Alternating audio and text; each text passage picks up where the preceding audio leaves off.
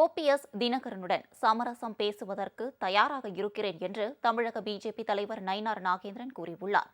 மதுரையில் இதனை தெரிவித்த அவர், பிஜேபி கூட்டணியை விட்டு தினகரன் ஓபிஎஸ் வெளியேறியதற்கு தாம் பொறுப்பாக முடியாது என்றார். திமுக அரசை வீழ்த்த வேண்டும் என்ற ஒரே நோக்கில் இருப்பவர்கள் ஒருங்கிணைய வேண்டும் என்றும் அவர் தெரிவித்தார். நாங்க கூட்டணியில் இருக்கிறோம்.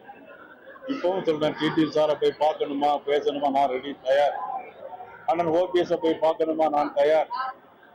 என்னுடைய நோக்கம் எல்லாம் திமுக வெகுஜன விரோதியாக இருக்கிறது.